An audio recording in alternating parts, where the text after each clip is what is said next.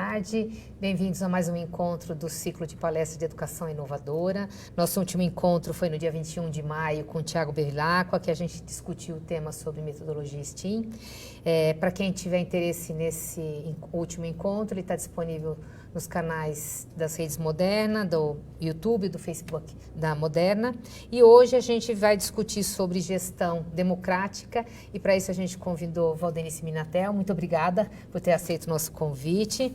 A Valdenice é graduada em Pedagogia pela Universidade Estadual de Campinas, mestre e doutora em Educação sobre Currículo na linha de pesquisa de Novas Tecnologias, pela Pontifícia Universidade Católica de São Paulo. Atualmente é diretora-geral pedagógica do Colégio Dante Alighieri e também ocupou o cargo de diretor de tecnologia na mesma instituição. Editora da revista de pré-iniciação científica em ciência, tem quase 30 anos de experiência na área de educação, atuando principalmente com os seguintes temas: gestão participativa, tecnologias digitais da informação e comunicação, protagonismo juvenil, EAD, interdisciplinaridade e mediação pedagógica. E também para mim uma referência importante, a gente sempre troca, aprendo muito sempre com você, espero que hoje não seja diferente. Obrigada. Então, obrigada por ter aceito o convite, eu peço que você faça umas considerações iniciais sobre esse tema que a gente vai abordar.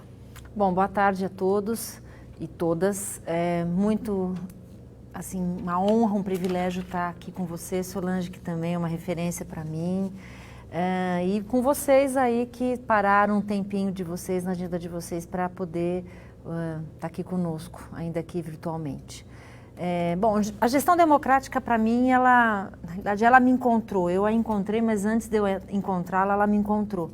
Porque quando, em 1999, na virada do bug do milênio, eu era professora no colégio de tecnologia e ficou vaga a posição de coordenação de tecnologia educacional.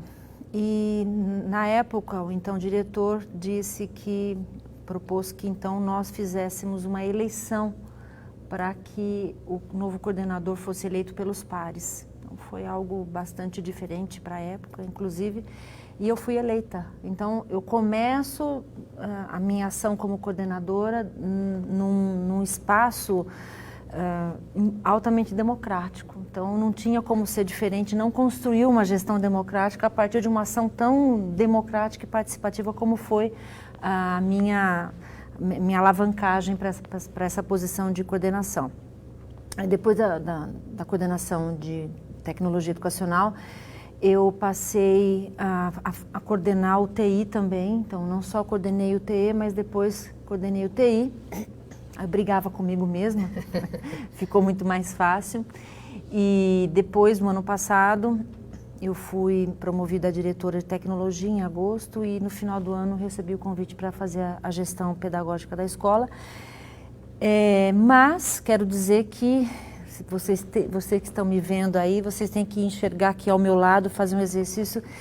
São mais de 900 pessoas que trabalham comigo, então a gestão ela nunca é de uma pessoa só. Eu represento essas pessoas, tomo as decisões muitas vezes de uma forma, com a minha caneta, mas quando eu assino alguma coisa, tem um processo que está por trás dessa assinatura muito importante, que é o processo de participação, de discussão e de uma cocriação das decisões que são tomadas.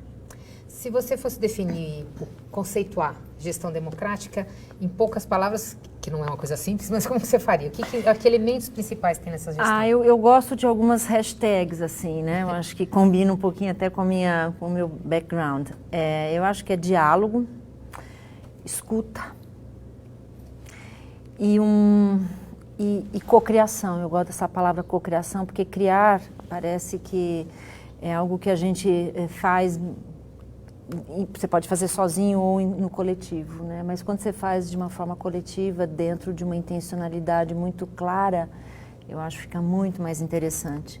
Então, acho que tem muito diálogo, investir muito tempo nisso, porque a gestão participativa ela é bonita na sua conceituação, porque ela engaja, envolve a todos, mas ela é bastante trabalhosa, no sentido de que não pense que é um caminho mais curto, pelo contrário, é um caminho mais interessante e com muito mais aprendizado, mas ele é um caminho muito mais desafiador e, portanto, mais trabalhoso. Então é preciso investir tempo mesmo nos diálogos, nas trocas, no reaprender muita coisa. Então, acho que é diálogo, escuta e cocriação. Acho que isso, para mim, define uma gestão participativa. Para fazer uma gestão participativa, obviamente, você tem alguns mecanismos, algumas formas de fazer isso. Você está me falando de um grupo de professores de 900, né? São quase 400 professores. Aqui, a equipe administrativa junto com a pedagógica, né? Mas imaginando que seja a equipe total do colégio, que você está sob a sua supervisão, para que todos possam participar, mas que não gere um caos, até porque a escola tem um projeto claro, bem definido, mas que não vire uma reunião de condomínio, eu sempre brinco que todo mundo quer puxar para um lado a administração, não é isso. Você tem que ter clareza do que é a estrutura e identidade da escola e, a partir disso, fazer as modificações a partir dessa colaboração. Sim. Então, na aplicação, como que isso se dá na prática? Primeiro que você tem que planejar bastante as coisas, né? Normalmente o brasileiro gasta muito pouco tempo no planejamento, né? E a gente precisa talvez reinventar um pouco esse método. Então acho que é planejar bastante, ter uma pauta muito transparente, os objetivos muito bem assim endereçados e nomeados. E métricas para você medir isso, porque senão tudo cabe, né? A gestão democrática, ela abraça a tudo e a todos. Então, a gente corre o risco de, mas deu errado aqui, mas tudo bem, a gestão democrática não é bem assim. Nós precisamos ter métricas, precisamos ter indicadores que vão nos orientando aí para não virar o caos. Exatamente isso. Então, acho que é preciso entender muito de educação, né, de gestão, e para poder trazer esses conceitos mais abertos, né, de uma forma orgânica e que a gente, mesmo investindo mais tempo, né, ao longo de todo esse processo, você consegue atingir seus objetivos de uma forma com mais excelência. Então, acho que, no fundo, você tem que se organizar melhor para poder fazer uma gestão mais democrática e participativa. Vou entrar já aproveitando que você tocou no assunto das métricas.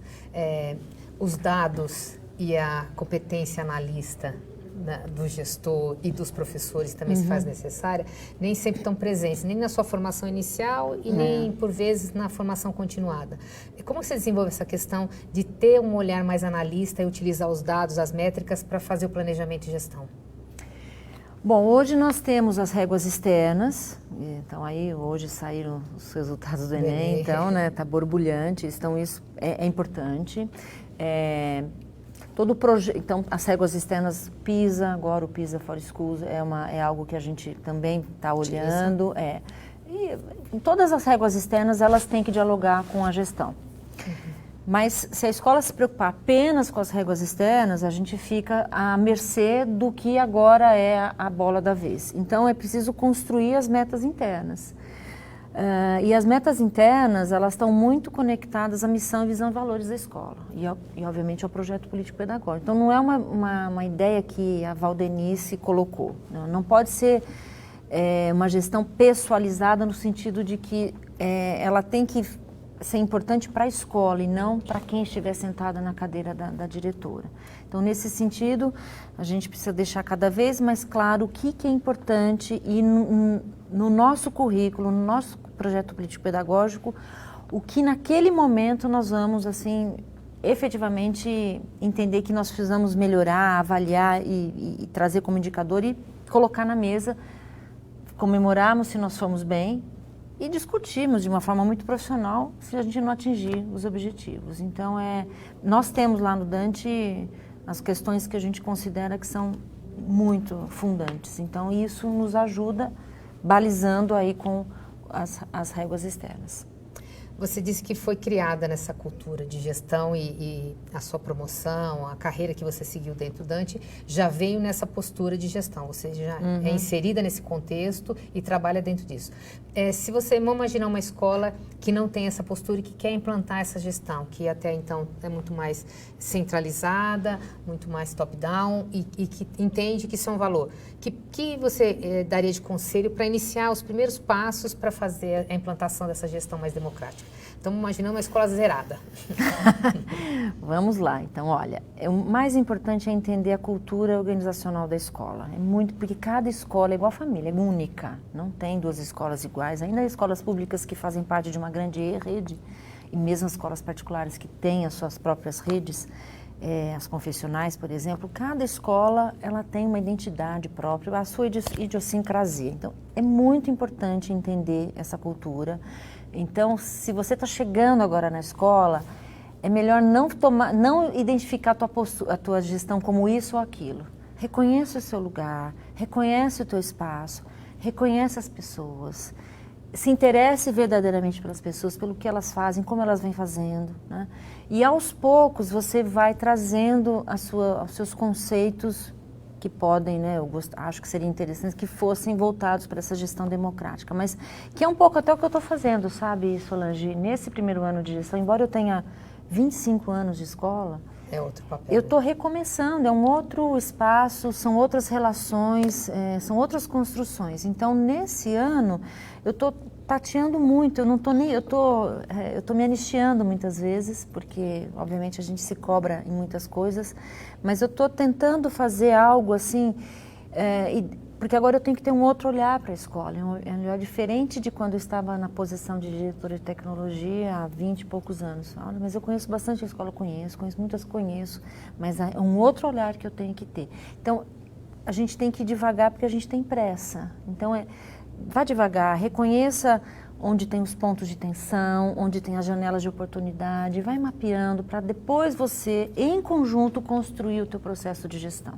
Acho que no primeiro momento assentar, né, colocar suas bases pessoais, mas acolher as pessoas que lá estavam antes de você chegar, inclusive. Acho que é bastante respeitoso, porque a gestão democrática, acho que faltou uma palavra nas minhas hashtags, é respeito.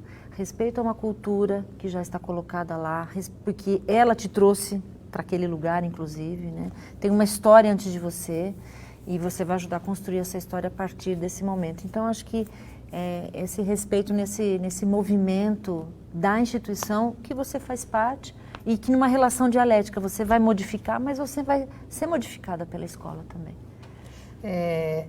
Para fazer isso realmente se tornar vivo dentro da escola e fazer valer, isso tem que estar explicitado no projeto político-pedagógico. Sim. E, obviamente, a construção do projeto, quanto mais colaborativa for, mais interessante. Exato.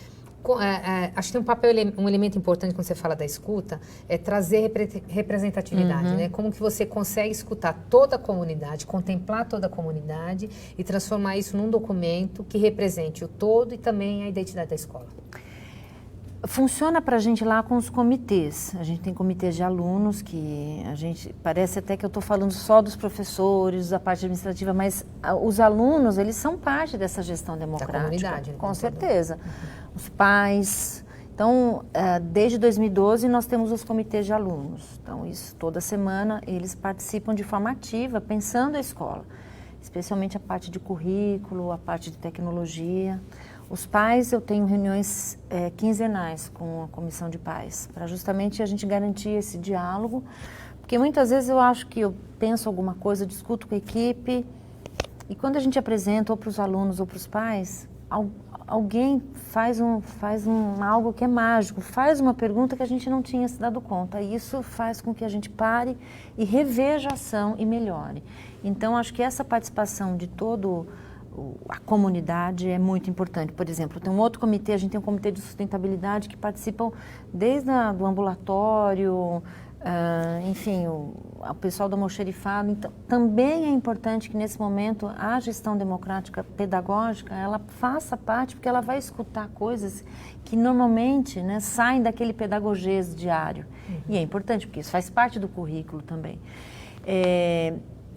Então, eu acho que é muito importante ter os comitês, mas também as reuniões de professores, que se constituem como um momento de formação, mas é um momento da escuta também. É preciso que os professores sintam e tenham esse espaço para trazer as dúvidas, as sugestões, as críticas, e que isso siga endereçado ao coordenador, e depois a mim, ou diretamente a mim, enfim. É importante, eu sempre digo assim, eu preciso saber do problema, porque eu faço parte de todos os problemas. Então, é muito importante, assim, mas não vamos levar o problema. Precisamos. Eu gosto de escancarar, porque isso faz com que todo mundo olhe para a mesma coisa, né, primeiro, e todo mundo pense numa solução. E quando todo mundo pensa, eu acredito que a solução ela vem de uma forma mais consistente e mais rápida.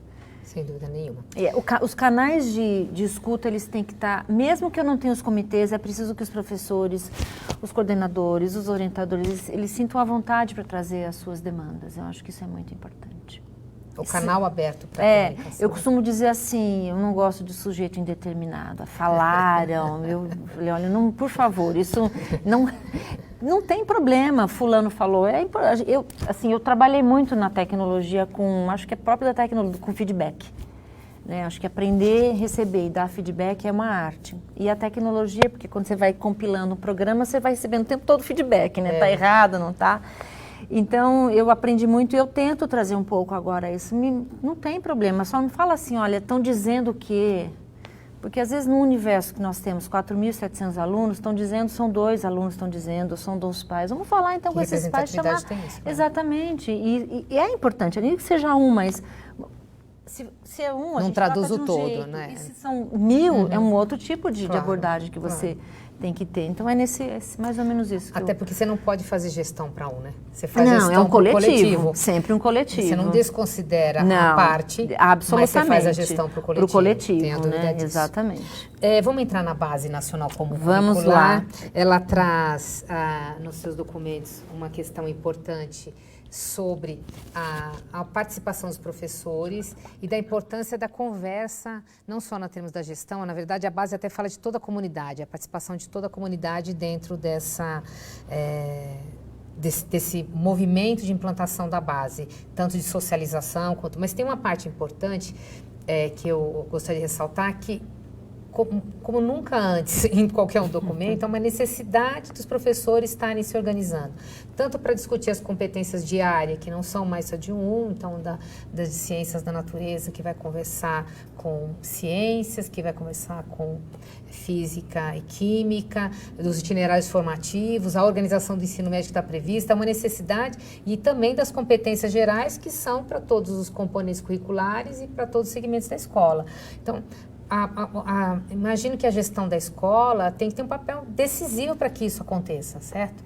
Sim, eu acho que dela emana a linha, né? Como é que nós vamos conduzir todo esse trabalho, que é um trabalho, assim, maravilhoso, né? Eu acho que a gente tem a oportunidade de repensar a educação como nunca nós tivemos. Muito embora, Solange, desde a LDB de 96, a gente já estava falando um pouquinho dessa questão da autonomia da escola, da gestão democrática. Então, quando a base vem, e lembrando que a base não é currículo, né? A base, né? É uma orientação aí que é muito importante. Mas quando a escola, então, ela olha para o seu currículo, né? Olha para o seu jeitão, para a sua idiosincrasia, tendo a base iluminando tudo isso, com certeza fica uma jornada muito interessante, porque a base, ela meio que, ela encapsulou, talvez não seja a melhor forma de explicar isso, mas ela abraçou tudo, né? A gente estava lutando para a gente... Estruturou, né? Exatamente. Ela fez isso e colocou as coisas no seu lugar e relacionou tudo. Então, eu acho que isso é um grande avanço. Apesar disso ser óbvio, né? Eu acho que precisou de um documento, né, oficial para que a gente olhasse com mais ainda empenho para tudo isso. Agora, tem algo que é importante, né? Eu vou voltar para a gestão democrática. Então, pessoas democráticas fazem gestão democrática. Pessoas interdisciplinares fazem trabalhos interdisciplinares. Então, embora nós tenhamos hoje um documento bastante importante, são as pessoas que vão fazer acontecer. Exato. Né? Então, a interdisciplinaridade tem que estar em mim, a democracia tem que estar em mim, o diálogo tem que estar em mim. Não é um papel que vai me transformar ou vai transformar a minha escola. São as pessoas que transformam, né? E fazem, de fato, o que é papel virar vida. Então, esse é o grande desafio, né? Como é que a gente, a partir dos professores que estão agora tomando e estudando a base, né? Como é que a gente faz isso, considerando que na formação inicial isso não estava presente. Então, acho que é um grande desafio, principalmente para a gestão. A gente vai entrar em formação de professores, mas antes de entrar, veio uma pergunta sobre avaliação de resultados você falou multimétricas, e aí a pergunta é como que você faz, quanto tempo precisa para a adesão da equipe, como que a equipe recebe esses dados, porque é um pouco expor o que está sendo feito, né? Colocar o dedinho na ferida, né? Então, é que eu acho que tradicionalmente a gente tem um pouco a minha concepção. Eu estou batendo aqui, daqui a pouco vão me dar bronca, mas é porque eu sou um pouco italiana e não tem jeito. Eu falo com as mãos, tá? Desculpa. Se tiver ruído é dela mesmo. Eu acho assim... Eu esqueci o que eu estava falando, desculpa. Está falando das métricas e o resultado para expor os professores ou os resultados. Não, é uma questão minha, é uma percepção minha de que a gente tem uma baixa aceitação sobre a avaliação. A gente lida muito mal, assim, no que eu tenho visto, geral. Isso não só na educação, né? Quando eu digo algo que não é o que você estava esperando ou que de alguma forma desconstrói aquilo que você está construindo, né? E no fundo o que a gente tem que focar a avaliação não para as pessoas especificamente também, mas para os processos nas quais elas estão envolvidas. Então, quando a gente avalia uma pessoa, não é a pessoa só que está sendo avaliada, são todos os processos. Então, tem que ter essa clareza. Então, eu acho que nós estamos engatinhando, particularmente a avaliação de professor. Eu fazia na tecnologia, fiz em alguns momentos a avaliação 360, onde eu também era avaliada como gestora. Eu acho fundamental isso. Avaliar é uma coisa que a gente faz muito na escola, né? Mas quando a gente volta esse processo de uma forma mais endógena, né, para a gente mesmo, para dentro da gente mesmo, não é tão simples assim, né? Mas eu acho que ela é importante, ela é necessária e ela ajuda a reorientar a gestão como um todo, né? Então, nós temos instrumentos de avaliação dos professores lá, mas eu acho que ainda a gente pode avançar bastante nessas questões, assim. Acho que estamos apenas começando. Você tocou, na verdade, num ponto que me é muito caro, que é a questão de formação de professores. Exato. A gente hoje, aqui dentro da editora e especificamente dentro do projeto Moderna Compartilha, a gente está exatamente na elaboração de rubricas a partir de competências de professores para a gente poder avaliar, não no sentido de expor professor nem de selecionar, mas no sentido de como a gente intervém no processo de formação dos professores. Da mesma maneira que a gente tem a expectativa que o professor faça isso com o seu aluno, o formador de professores também tem que ter essa perspectiva. E eu entendo perfeitamente que você colocou que a avaliação serve para isso, para redirecionar o que você está fazendo, de trajetórias e para onde você quer ir. Vou entrar numa questão que você já abordou um pouco, que é dentro da formação de professores, a gente está falando de, eu diria professores, acho que toda a comunidade, o tecnólogo educacional, o orientador educacional, o coordenador de toda a equipe, a gente tem algumas competências que eu vou chamar aqui de socioemocionais ou de atitudes para a vida, ou que o nome que quiser dar, competências do século XXI, que são muito importantes desenvolver no professor e que normalmente a gente não toma muito cuidado. Então, para uma gestão democrática, ele ser colaborativo, participativo, empático. Existe uma série de competências que senão você não consegue ter a gestão democrática. Resiliente. Né? Vocês têm pensado em fazer algo nesse sentido, desenvolver essas competências no professor de uma maneira mais sistematizada? Sim, nós temos várias reuniões ao longo da semana, eu tenho com várias equipes, né? E nessa semana, por coincidência, por 2 vezes eu trouxe isso como uma necessidade. A gente tem falado bastante na educação socioemocional, na construção dessas soft skills nos alunos, mas também me preocupa a construção dessas habilidades nos professores, né? Eu acho que eles fazem parte de um mesmo ecossistema. E aí eu vou trazer bem sempre para mim, porque eu acho que é mais fácil de fazer esse diálogo. Quando eu estudei, tudo bem que foram algumas décadas, né? Mas a gente não falava em neurociência, educação socioemocional era um termo assim muito incipiente. Então, houve um avanço ao longo, especialmente da última década, que assim, é fenomenal, né? E quantos dos professores tiveram a oportunidade, às vezes até o interesse de buscar esse desenvolvimento pessoal, eu acho que aí, porque mesmo... É para a vida, né? Né? Eu acho que hoje a gente entendeu como que o cérebro trabalha, como que as pessoas aprendem nesse nível que nós já temos, né, desse mapeamento cerebral, e principalmente como é que as emoções se conectam a tudo isso, né? Eu acho que é fundamental para viver hoje, para você ser uma pessoa legal, uma pessoa interessante, para você ser uma boa mãe, um bom pai, principalmente para você ser um bom professor, né? Porque quando você fecha a porta da sua sala de aula, você é o gestor daquele espaço, né? E aquilo, se você não conseguir identificar o que está acontecendo para além das questões conceituais, muito provavelmente você pode ter planejado uma aula maravilhosa, mas você não vai conseguir atingir os objetivos. Porque hoje, o emocional sempre existiu, mas hoje a gente tem muito mais condições de trazer esse emocional, né, de falar sobre ele. E que bom que isso acontece, mas a gente precisa ter ferramentas, ter recursos para dar conta disso.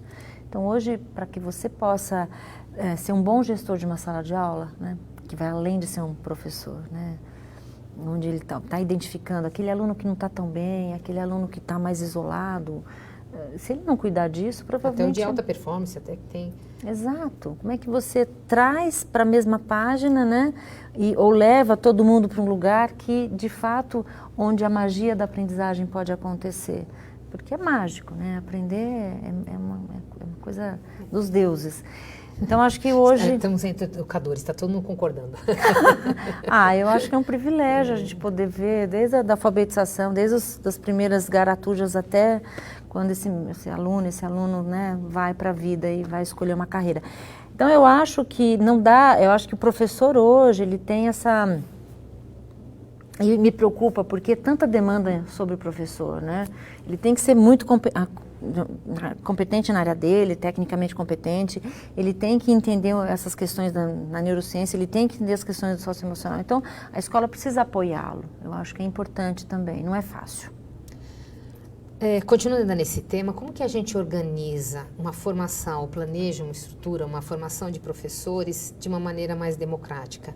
Porque, obviamente, você tem uma proposta, tem um projeto ou uma intenção da escola, do projeto da escola, que necessitam de algumas formações muito específicas e que nem sempre o professor identifica como uma necessidade sua. Sim. Como que faz isso? Bom, eu acho que se a escola ela tem clareza dos seus objetivos e de como ela está promovendo essa intencionalidade nessa realização, eu acho que hoje é muito interessante, né? O professor ele tem que entender se também é aquela escola que ele quer trabalhar, se aquele projeto dialoga com os valores dele, com o propósito. Eu vejo muito assim... É um casamento, né? É um casamento. Eu acho que os jovens, principalmente, falam, tudo bem, eu quero trabalhar, mas eu quero trabalhar com propósito. Na educação, o propósito vem antes, né? A educação em si já é um propósito. Aí você tenta aí adequar dentro desse propósito algo que seja mais intenso com aquilo que você quer para a sua vida, ou optar por uma carreira na rede pública, ou optar por uma carreira na rede privada, e fazer o melhor que você puder, não importa onde você esteja, né? Não importa quem esteja te vendo, mas assim, fazer que aquele momento seja de fato um divisor de águas na vida do seu aluno. Eu não consigo, e não acho que é vocação. Eu acho que é algo assim, é determinação profissional. Eu vou fazer aquilo e vou fazer aquilo de uma forma assim, de uma excelência, mas assim, apesar de tudo. E aí eu acho que é uma magia, mas que tem as suas dificuldades. Eu nem quero que seja uma terra da fantasia, mas acho que hoje a gente tem na educação o grande propósito. A gente sabe que só vai ser pela educação, né? Não tem outro jeito. E aí a gente precisa que os professores entendam que, e muitas vezes na vida, a gente acaba fazendo coisas que nem sempre a gente concorda, mas se lá na frente, né, tá conectado, a gente precisa pelo menos apostar. Eu estou tentando organizar aqui as perguntas que estão chegando para a gente poder botar uma ordem, mas eu acho que eu não consigo todas elas, porque agora eu vou trazer uma que é especificamente o que você está falando. independente, a pergunta está relacionando quando você tem políticas públicas muito determinantes, ou de secretarias, ou de redes de escola que determinam o seu fazer de uma maneira mais estruturada, mais engessada, né? Como que você faz para poder imprimir a sua marca? Se a gestão, eu estou falando do outro lado, porque uma coisa é o gestor imprimir essa gestão democrática, outra coisa é que está embaixo querer uma gestão democrática e não acontece, né? Quais são os caminhos que podem ser feitos? Então, eu vou voltar de novo aí para o gestor, para o professor, quando ele está na sala de aula. O que me parece que é básico em toda a relação de ensino-aprendizagem é o vínculo. Eu acho que quando você estabelece vínculos, você consegue ensinar melhor e aprender melhor. Não obstante todas as dificuldades que possa ter na sala de aula, dificuldades materiais, dificuldades, as questões sociais, as questões emocionais. Então eu acho que você tem hoje, quando você fecha a porta da sala, é o seu espaço. Então assim, naquele momento não importa o que os papéis estão preconizando, né? Eu acho que você tentar fazer de um jeito onde você respeite o seu aluno, acredite que aquilo que você planejou tem uma relevância importante e está conectado, isso é muito importante, está conectado com a vida daquele aluno, a vida que pulsa fora e dentro da escola, eu acho que você tem grandes chances de sucesso. Eu vou dizer assim, eu lembro de professoras que eram bastante austeras, mas que olhavam para a gente e assim, e não desistiam, né? Eu estudei na minha vida escola pública, né? E então acho que a gente precisa identificar qual é o nosso canal de comunicação e de conexão com esses alunos, porque os papéis, as leis, as redes, elas sempre estarão aí. Mas se a gente tem clareza do nosso papel naquele momento, eu acho que tem muitas janelas de oportunidades. Tem uma outra pergunta que trata a questão da comunicação, que é, na verdade, um ponto nevrálgico, não só em escolas, acho que qualquer instituição, a comunicação é um desafio para todos elas. Mas no caso de uma gestão, que você traz a representatividade para a construção da sua gestão, há uma devolutiva disso e há também uma conscientização do que está sendo feito, porque parte dos conflitos que acontecem são por um não entendimento de algumas questões. Mesmo você falou do ranking do Enem, de algumas coisas, os pais, eles não têm a formação suficiente para entender esse universo. Como é que acontece a comunicação para que eles possam ser mais participativos e efetivos na construção dessa proposta da escola? Eu acho que, Solange, você traz um tema que é importante para esse momento, mas como você falou, para a vida de todos nós, é comunicar. Eu acho que a gente, hoje, a gente nunca teve tantos canais de comunicação, mas eu acho que a gente ainda tem a gente faz uma comunicação de baixa resolução.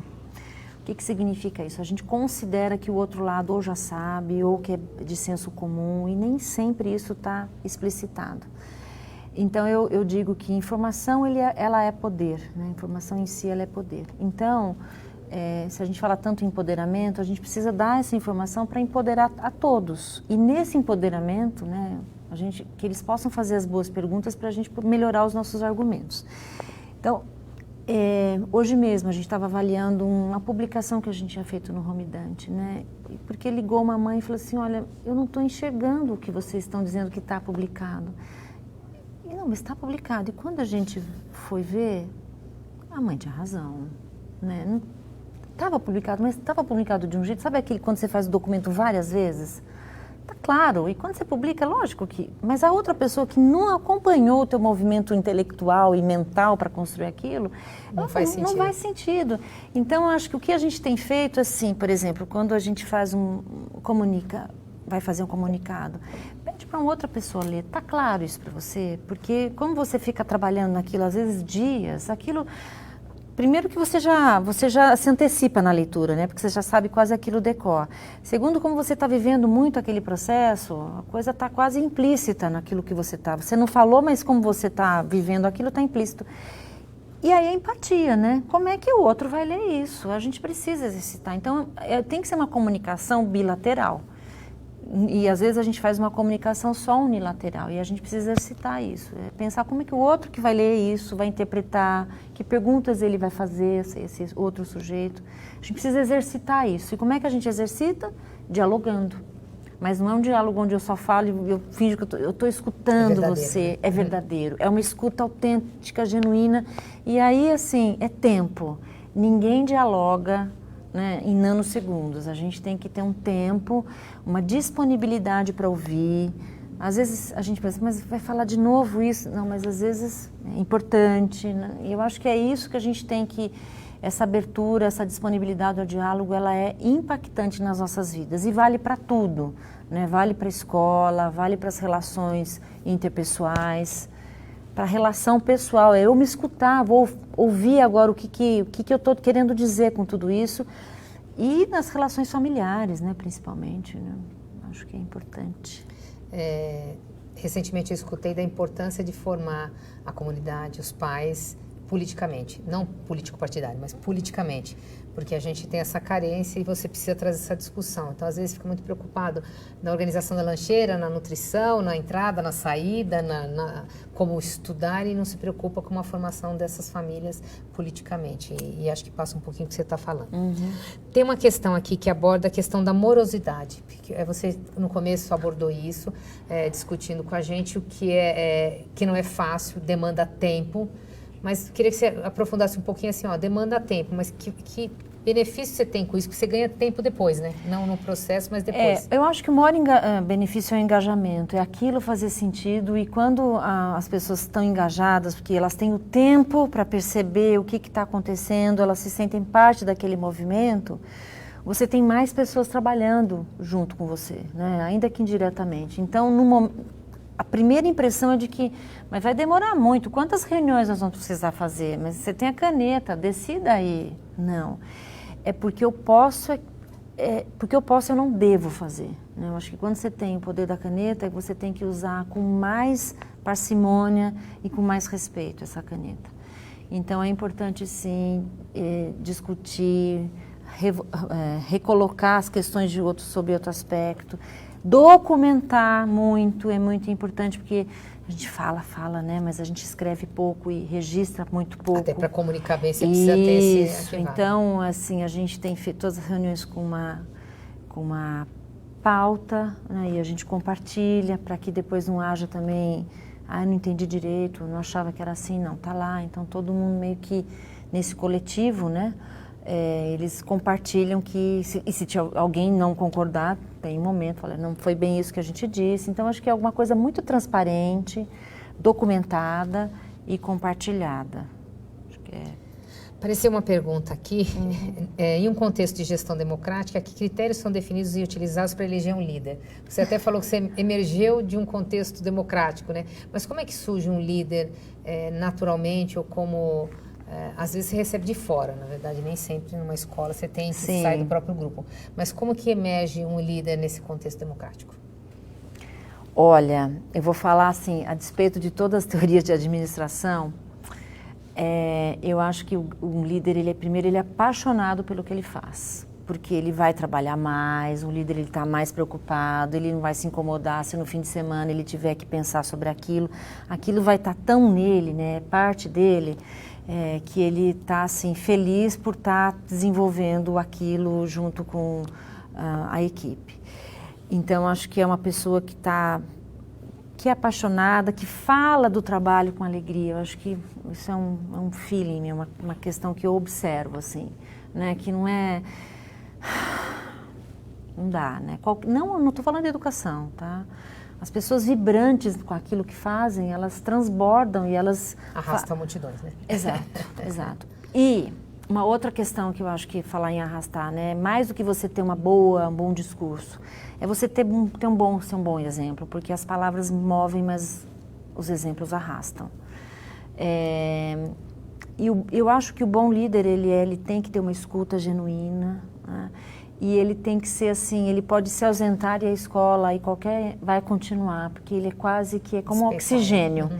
Ele é importante, mas sabe, onde está o Wally? É mais ou menos isso. Acho que um bom líder, ele tem a equipe que tem que ter o holofote. O líder, ele tá, é como técnico, né? O técnico não está jogando, ele está lá no cantinho do gramado, lá tem aquela área delimitada, né? Muitas vezes a equipe vem comemorar o gol, mas quem marca o gol, via de regra, é sempre um ou dois lá, né? Mas ajudados por todo o time, não o técnico. Então, acho que esse é um papel do líder.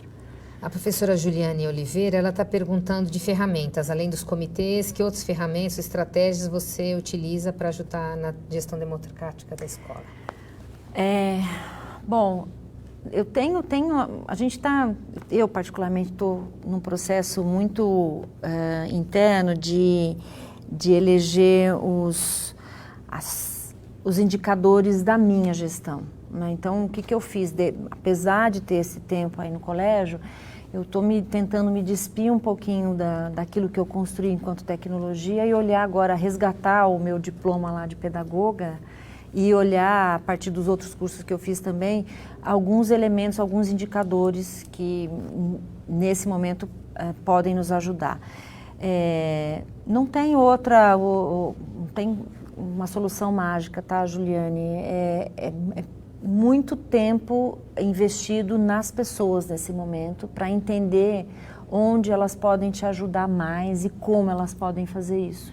Embora eu também já conheça algumas pessoas, agora, quando a gente senta para as reuniões, tem sempre uma pauta, né, para ser discutida, e aí você vai observando e identificando, olha, e aí depois numa outra reunião pessoal, que eu também faço isso, eu faço reuniões coletivas, e eu tenho semanalmente reuniões individuais, onde as pessoas têm toda a liberdade de colocar questões até mais sensíveis e a gente vai tratando, porque uma coisa importante também que o líder tem e a gestão democrática, ela tem que ser uma gestão apaziguadora, né? Ela tem que ser uma gestão muito profissional, mas apaziguadora, porque as tensões elas aparecerão, elas acontecerão. É uma escola de verdade, de carne e osso, né? Então não tem jeito. E aí o líder ele tem que identificar as tensões e tratar disso de uma forma muito reflexiva.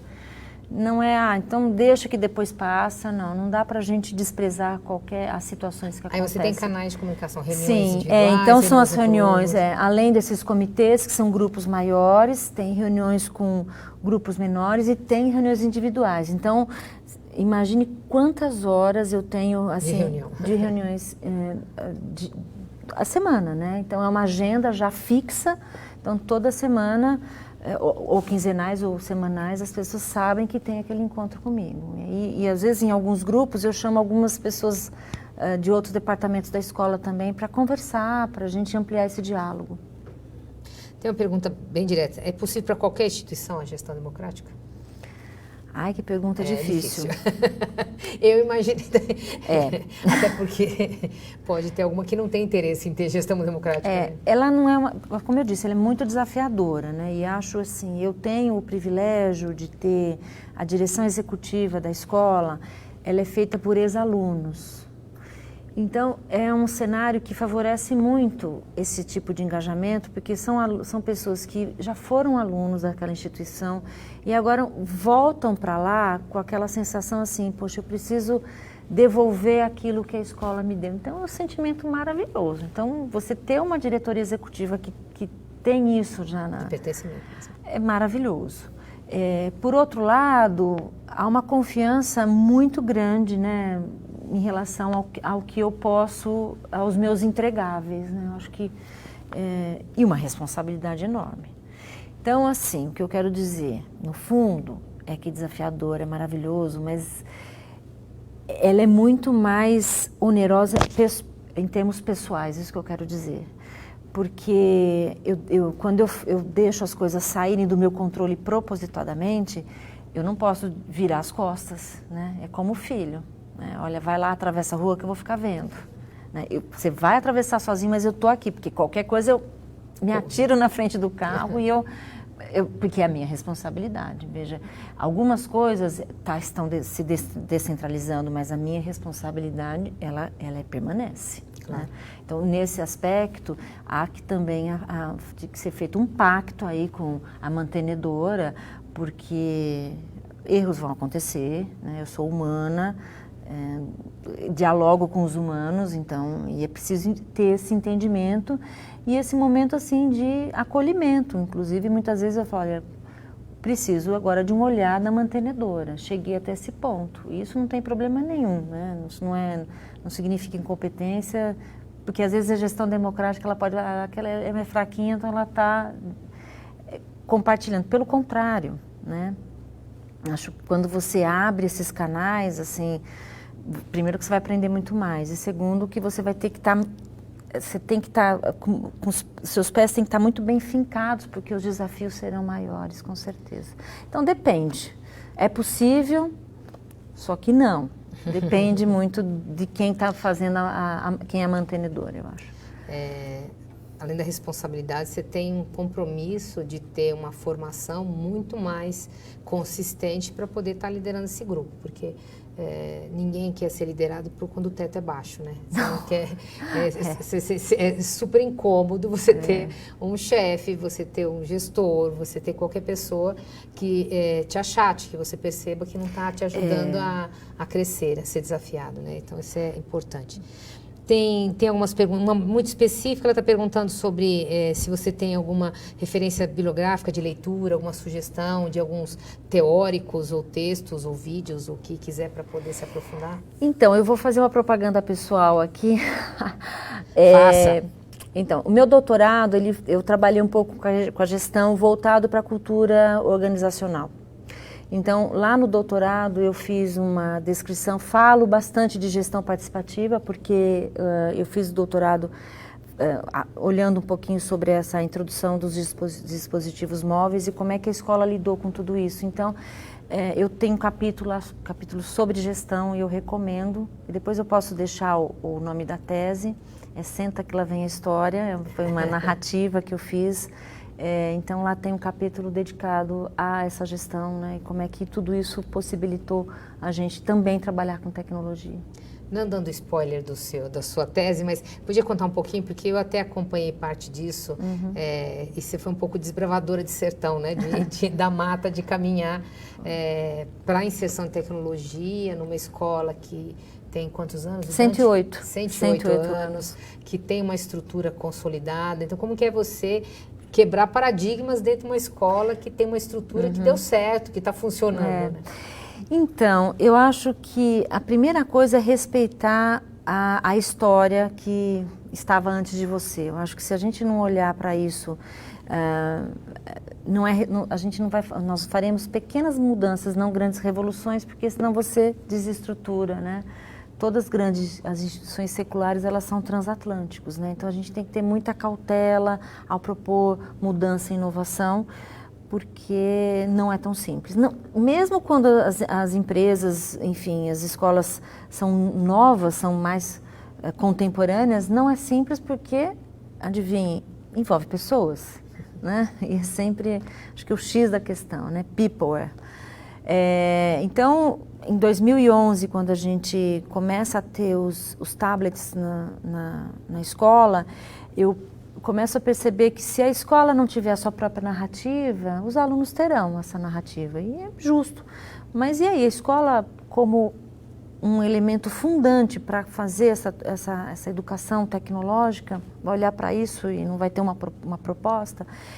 Então, o doutorado foi nessa linha, foi como é que a escola centenária olha para algo que é super contemporâneo e tenta integrar de uma forma que alunos, professores e a própria instituição, ela escale um degrau acima, né, na sua excelência, mas sem se desconectar com a história anterior. Então, a tese foi bem isso, entender via alunos, pelos alunos, pela história do colégio e pelos professores, como é que se deu dentro dessas brechas, porque no fundo o que eu encontrei foram as brechas para a gente trabalhar essa tecnologia móvel que estava chegando naquele momento.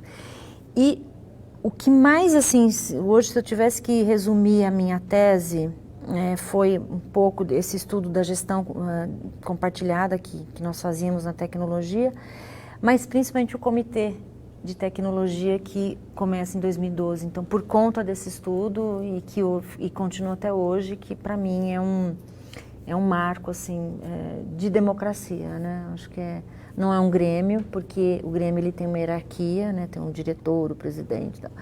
O comitê ele é horizontal. Existe alguém que escuta, alguém que delibera com eles, mas respeita sempre as regras da escola que são anteriores a todos nós. Bacana. Tem duas perguntas. Uma está pedindo para você retomar um pouquinho a questão de gestão de conflitos. Você já abordou que, obviamente, humanos, né?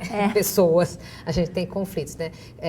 Estratégias para a gestão desse conflito, né? A escuta você já trouxe, mas como tornar essa gestão, não colocar panos quentes, porque a gestão de conflitos é resolver realmente, é tirar a tensão do conflito. Né? Assim, o que eu faço é uma coisa muito simples, eu faço com os meus filhos, assim, quando a pessoa traz, eu falei assim, você já conversou com outra pessoa? Assim, de uma forma muito aberta e direta, como a gente está fazendo aqui? Aí, assim, será que a pessoa estava num bom dia ou estava naquele dia ímpar? A pessoa é sempre assim? Eu nunca faço perguntas, porque se a pessoa é complexa, elas normalmente se envolvem em conflitos, em situações ainda mais complexas, porque eu junto a minha complexidade com a sua complexidade, e isso não é que são duas complexidades, é uma PG, né? Uma PG. Então, eu acho que é muito mais, eu acho que a mediação que eu tento fazer, e eu estou aprendendo todo dia a como fazer isso da melhor forma, é fazer perguntas, trazer, mas e se fosse assim, se você estivesse no lugar dela, o que você faria, né? Porque às vezes eu analiso muito a partir do meu ponto de vista e eu acho que o conflito ele sempre tem dois lados, ainda que eu acho que um está mais certo que o outro, mas ele tem dois lados e a gente precisa explorar esses dois lados. E há o conflito com alunos, né, com pais, eu acho que é preciso escutar e fazer as perguntas, refletir sobre outro aspecto, fazer muito essa questão de se calçar os sapatos dos outros. E situações assim, olha, talvez caiba uma pedido de desculpas, que bacana, né? Porque é tão humano pedir desculpas, né? Na verdade, quando você tocou no assunto de pais, veio uma pergunta da professora Márcia Cunha, que ela está perguntando exatamente como envolver os pais que não são receptivos a essas decisões da escola. Márcia querida, é assim, todos os pais nós não teremos, especialmente assim, quando você tem um público grande como é o nosso. Eu não tenho isso assim. Eu acho que a gente tem que trabalhar fortemente para que todos os pais se engajem, mas a totalidade a gente não vai ter e é normal que não tenha mesmo. Eu acho que a discordância, a contra-argumentação, quando ela é feita de forma respeitosa, ela é muito saudável e faz a gente avançar. Então eu gosto quando as pessoas discordam de uma forma inteligente de mim. Eu acho que me faz pensar de outro jeito, então para mim é muito importante. O que nós fizemos lá? Quando eu assumi a gestão esse ano. Primeiro, eu fiz reuniões com todos de 6º a 3ª série do médio, isso porque já existiam as reuniões com os pais até a 5º ano, então, mas de 6º eu chamei todos os pais, cada noite era um ano, com todos os pais, me apresentava o curso, apresentava quais eram as minhas ideias, no que eu acreditava, o que eu entendia aqui, né, quais seriam as minhas contribuições para aquele momento. E depois deixei o e-mail disponível para aqueles que quisessem ainda falar no particular, poderiam marcar. Então, eu fiquei os 3 primeiros meses fazendo muito esse atendimento, né? E foi sensacional. Primeiro, porque eu pude conhecer melhor esses pais. Segundo, eles puderam me conhecer. E só de saber que eu e toda a equipe está disposta a ouvir, melhora essa relação, torna o ambiente emocionalmente mais seguro. Então, eu acho que isso também faz com que a gente acredite que é possível. Então, às vezes não precisa nem uma entrevista, uma reunião, às vezes um e-mail, um telefonema, mas assim, é tempo, é investir tempo nas pessoas e nas relações. Eu não vejo, nenhuma teoria hoje me mostra mais eficiente do que acreditar que eu vou dedicar 1 hora do meu dia para te ouvir. Ainda que o que você já vai me falar, 3 outros pais já me falaram, mas você está me falando agora e é importante eu te ouvir. Legal. A gente está caminhando para o final. E aí eu vou pedir para você fazer um encerramento com uma mensagem para quem está nos escutando sobre esses desafios dessa gestão e dos sucessos e dos favorecimentos que você tem a respeito disso. Tá. Bom, eu poderia ficar falando horas aqui porque acho sensacional essa oportunidade da gente pensar e refletir muito sobre fazer a praxis mesmo, né? Eu acho que é desafiador, é difícil fazer uma gestão compartilhada, democrática, mas é muito mais difícil não fazer, né? Então tem coisas que são colocadas para a gente, ou a gente se coloca, né, como um desafio, e se a gente quer uma educação que conecte as pessoas, que seja uma educação baseada no respeito, na empatia, na solidariedade, tem que começar pela gestão, né? Se não começar pela gestão, vai ser mais difícil dessa informação chegar no coração de cada pessoa e principalmente no coração do planejamento, né? No coração do fazer pedagógico, que é o que é a bandeira de toda a escola, né? Professores e alunos são sustentáculos da escola. Então, se eles entendem que isso é um pilar da escola, aos poucos isso vai contaminando, né? A gente tem um vírus do bem aí. E é um dia depois do outro, anos muitas vezes, mas o mais importante é a gente não desistir, porque no fundo tem um arco-íris e é lindo. Obrigada por compartilhar seus conhecimentos conosco, a sua experiência. Agradeço quem estava nos assistindo. Aproveito para convidar que a gente tem a próxima live no dia 16 de julho, às 17 horas, desse mesmo horário. A gente vai trabalhar com Design Thinking, com a Jussi Rocha, que também é super competente, maravilhosa. E trabalha bem prático esse tema, então já convido a todos antecipadamente para esse dia 16 de julho. Muito obrigada a todos.